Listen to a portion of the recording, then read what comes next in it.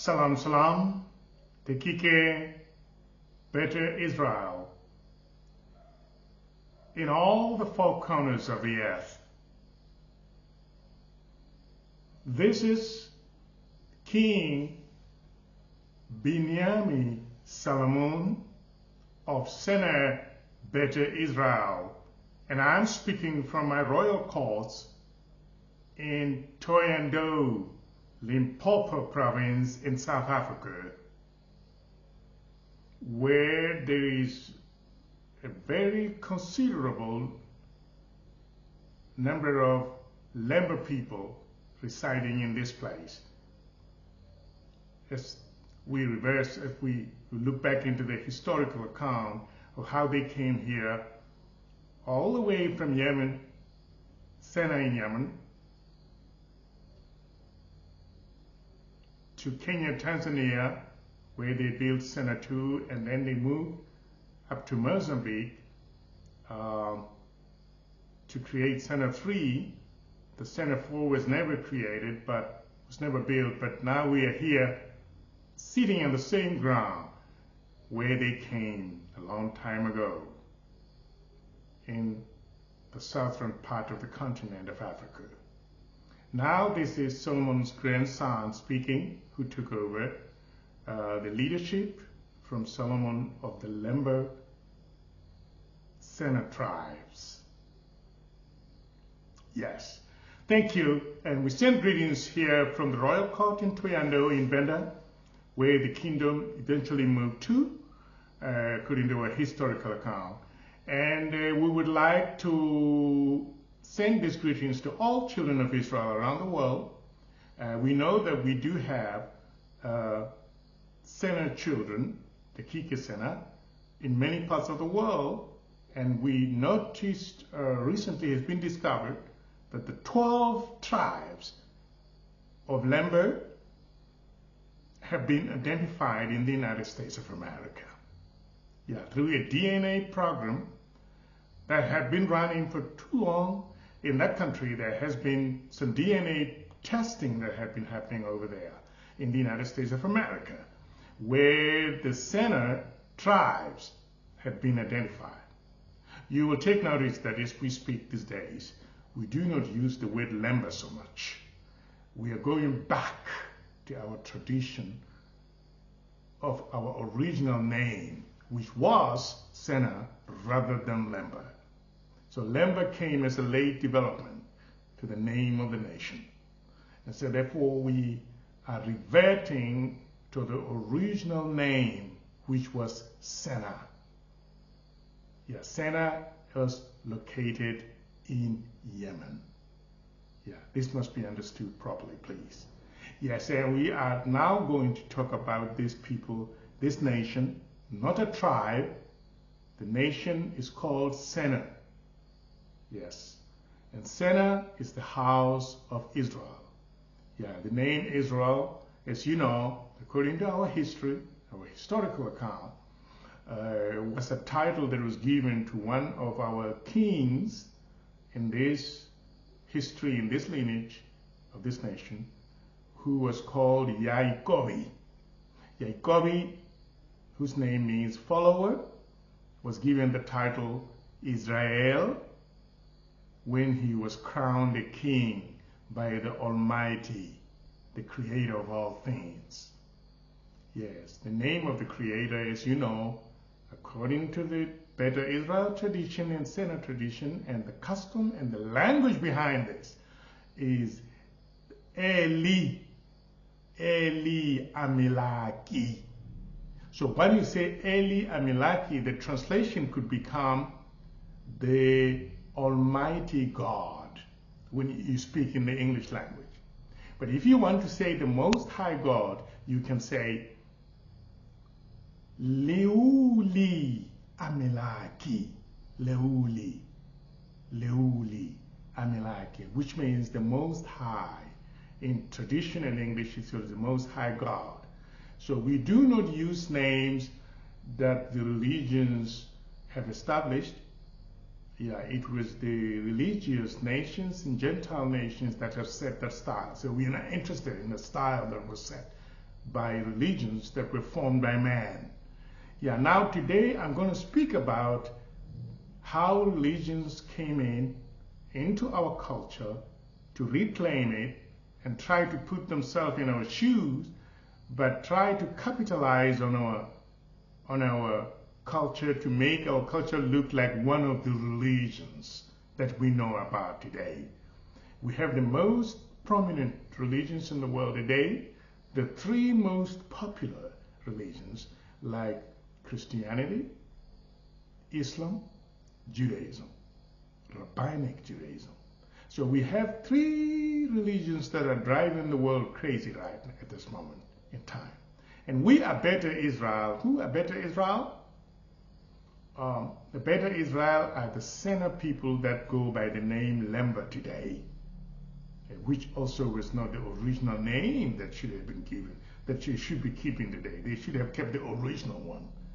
So there was a lot of compromise here and a lot of infiltration here, that someone else was calling them something, or they think they could be called something else.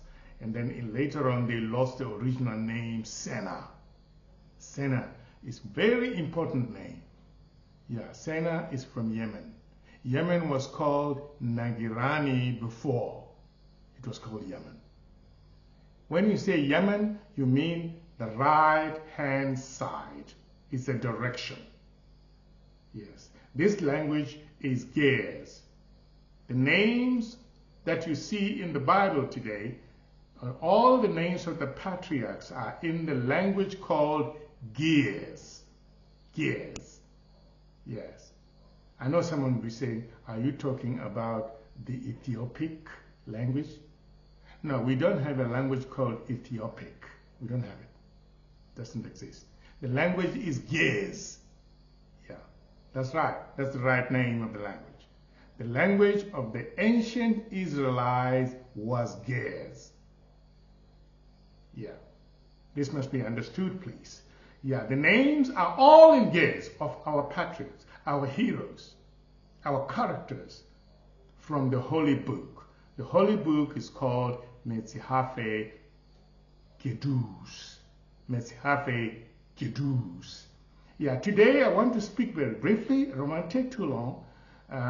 We are moving towards the time of Passover. We'll soon be on Passover in a few days from now.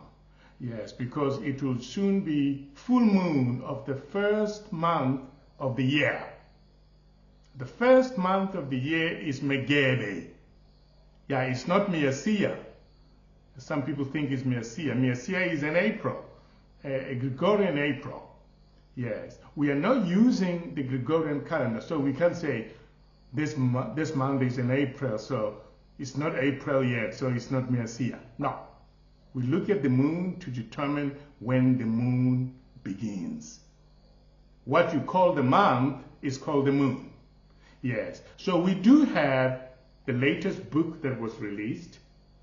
That is the Book of Calamity.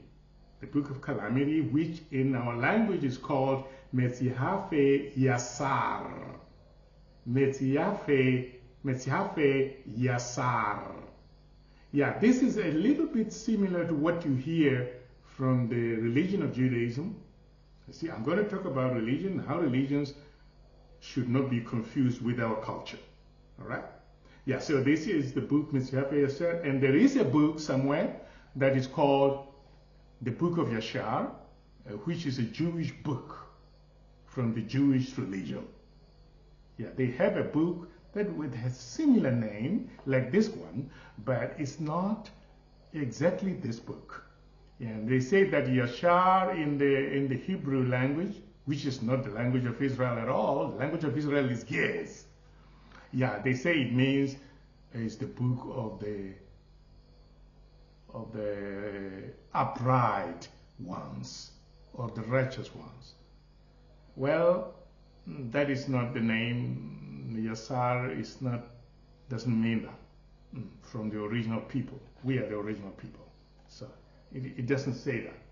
Yasar means of calamity. The Ya represents or denotes of something. Yeah. Today, we are going to get it right. Yes. So this is the Book of Calamity. Why calamity? The people had sinned against the Almighty Eli, the Amlak of all creation, and they were given punishment. The punishment is the calamity, is the sar, it's of calamity. So in this book we are stating everything about the history of our heroes, our emperors, our rulers. One emperor after another emperor takes over, succession. Yes. Yes. So there was this king, and then he gave birth to sons who inherited the kingdom, princes of the royal family, and they inherited the kingdom. They took the crown after their father died. There's no virgin birth here. There's no angel Gabriel visiting a virgin saying you will conceive without a husband. There's no such thing. Yes. There's no such thing from other people's history. We have our own here. Yeah. So we don't have the religious story here. In many of our books, we've been writing books, of recent days, we've been writing books that talk about the history of our people, where we came from, our history, who we are, what is the name of our creator, our master, our God, as you say in English, our God. So now I've come to explain a few things. I wish it doesn't take too long on this video, that there are religions today that are so prominent in society. We have the religion of Judaism, which is practiced by the Jews as you know them in Israel. Yes. And then we have the Christian religion, which is purely a Roman Catholic structure. Yes. All Christianity is Roman Catholicism. There is no Christianity that is not Roman Catholicism. Yes. And then there is Islam, which is also invented by someone else. So all these religions, as I given an example with the three most prominent ones, they were created by man. They are not created by the creator that I just told you right now. Right? They're created by man. Man-made things, ideologies of a man. A man creates an ideology and wants to convince others to follow him. All right? Yes. So this is the reason the religions cannot represent the real, vital, and fundamentals of Beta Israel culture and heritage. Cannot be represented by these religions. But these religions have capitalized heavily on our heritage things. As soon as I start speaking about our heroes, like there was an emperor by this name, there was a patriarch by this name, for example, Saba. That some of the religions say, oh, Saba, they identify with that from a certain religion. The religion uses that beautiful thing of this patriarch called Saba and make themselves brighter and more beautiful and more powerful and capitalize on that. You see? You see what happens? Yes. Taking our things, turning them into an ideology of another man and trying to popularize themselves around the world. Yes. So now, because the religions that I just mentioned as examples are man-made things, they cannot have the power that we have as a people, according to our customs, our rituals, our tradition, how we relate to the Creator of all things, the power that is above our head. Now, what happened is, the religions took this because it was just too magnificent. The story of our people and the great things associated with our history and our heritage are so beautiful that somebody else, I've written in this book, that someone is looking at our beautiful things and taking them to enrich their religion. For example, to enrich Judaism, to enrich Christianity, to enrich Islam.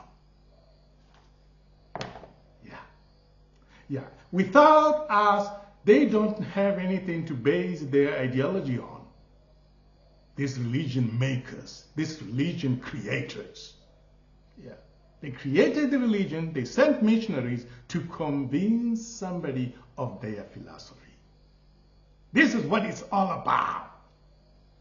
Yeah, it has got nothing to do with the powers of our God, our Creator, our Eli Amlak. It has nothing to do with whether these things are realistic or not, whether there is any power there. Because let me tell you, who is the God of these religions?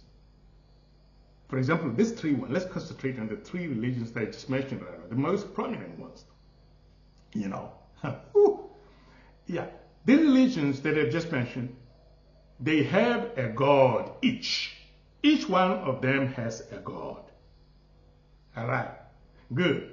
And this God is actually not a God in the sense of ours who manifests in great ways, with thunder, with lightning, with rain, with a big wind, the four elements: the earth, the wind, the fire.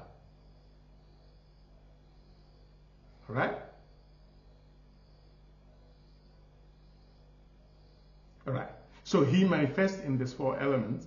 And then when he manifests in these four elements, the wind is moving, the earth is not moving, it's just the soil and the rocks and the mountains are not moving. The fire is moving. Yes. It doesn't burn bushes. Once it burns bushes, something is going wrong. All right. And now there is this one.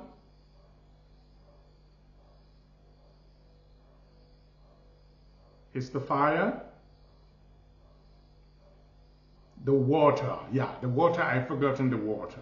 Yeah, there are four elements, and these are worlds or planetary systems, according to our book of the great army of Eli Amlak. Yeah, four elements, four worlds, and four biggest energy of our God, manifesting energies, potencies. Not I believe, you believe. No. I believe God spoke to me. No. What does God or our Amlak got to do with your beliefs? Whether you believe in something or you don't believe in it, so why should it matter? Oh, most religions say, if you believe. How do you know that the things that you believe are correct? Because you can actually believe in something that is not correct. Okay? Yes. Most religions say, I believe, you believe. I created a belief system. So God, my God of the religion, who I say does not even exist. He's not doing anything for the people who follow the religion. He's not doing the great things that ours is doing in our books, our holy books, which they have copied and turned them into religious books. You know, because theirs is not a real thing, because they created an ideology to form Christianity, to form Judaism, to form Islam. So there is no power there. It's nothingness. The religion is nothingness. There is no power. There is no helping you with anything. There is no power to rescue you from some trouble or anything. All right? Nothing at all. Yes. You see, it's nothingness. Yes. So their God is using the faith of his followers so that he can use that as an aid to manifest his strength. Ours doesn't care about that. He doesn't care if they believe or they don't believe. He demonstrates his power. He doesn't care about the people believing or not believing. And then the God of the religion, who is even not in existence, is not helping them, is not saving them from trouble, from suffering. He's not doing that. They have to protect their God. And their God is not protecting them. They have to defend their religious God who doesn't even exist, who is not doing nothing for them. Instead of their God of the religion of Christianity, the religion of Islam, the religion of Judaism, helping them, they are defending him instead of him defending them. They are protecting him instead of him protecting them. You know why they're doing this? He doesn't even exist. And you know how you can prove that he doesn't exist, this God of the religion? For example, the three religions I just mentioned. Is because the God of every religion, in addition to the ones I just spoken, there are many others. The God of every religion that has ever been established is a personal emotion. That is the God. That's why they say, my God lives in me. He lives in me. You know why he lives in me? It's my emotion. My emotion is right inside me. Thank you. This is not the God of the creator of all things that they copied from us. It's not. He's not doing anything for them because there's nothing there. It is their personal emotion. That's why they invented the law of attraction, and they say they focus on something with emotion. Yes. They believe that there is a miracle, someone has been healed in the name of the God of that religion, whatever name they give him. No healing has happened. You know why there is no healing there? Because there is nothing there. Yeah. You see? You see? Yeah. It's emotion. Yeah. When their priest prays on them and touches them on the forehead like this and say, oh, in Jesus, the Spirit must come on you, they fall on their back. You know why they fall on their back? Because they want to. The Christian will fall down on the ground and start speaking stupid things because he wants to do that. He speaks those things because he wants to. So the power of the Christian is emotion. I can do what I want to do because I'm focused on it with emotion. That's how they created the law of attraction, which is another crap. Yes, is another evangelical crap. Yes. With Beta EzraEl, we see and hear. Yes. Because our God, our Amilaki, manifests. It's practical. It's not beliefs and emotions and little speculation. No. Last night we had a storm here. There was lightning and thunder. He manifested in that. We see and hear. We walk by what we see and what we hear. The Christians say, we don't walk by sight. Well, if you don't walk by sight, you're going to get lost. We walk by sight. We have to see where we are going. We are not like you, Christian. Yes. But we are not going to go to your Christian church and say, stop being Christian. No. We just leave you alone. You have choices, right? You have a Christian, a democratic country, right? It allows all these different religions to be made possible, right? That's okay. We are not going to go against your democratic right to choose the religion you like, all right? But what we want to make clear in this video is that these religions are not Israel. Yes. Thank you very much. We have to end there, but we are going to have Passover in a few days. The Passover is the celebration of our victory, that once upon a time we didn't have a king, and we were subjected by another king who mistreated our people. And one day a king was appointed at the fire of Korebi by the Almighty himself with the potency of fire and anointed him. He was called Moses, and then he went to set his people free from the sword of another king who was not their king. And Moses became their new king and took them to the promised land of Sena. Sena is located in Yemen. Yemen is in the Arabian Peninsula. Yes. Thank you very much, my people. Let's prepare for the Passover. The Passover is a very big commemoration. Let me make myself very clear that the Passover is not about the sacrifice of a lamb to forgive sins of people. No. We don't even have this kind of thing that you find in Christianity called the Son of God becomes a human being, and then he dies and killed by the Gentile and the evil people so that his blood can be shed to forgive the sins of. We don't take human sacrifices in Israel. It's not our custom. It's not our custom. It's not a custom of Israel. If you sacrifice human beings in your nation, that's your business. But don't say the sacrifice of a human being that you created, which is a horrible thing. It is an Israelite. No, no, no. Here are the Israelites. We don't have a tradition like that. We don't sacrifice human beings. Yes. We don't sacrifice human beings. We don't have someone called Jesus Christ who is dying so that you can be forgiven. No, no.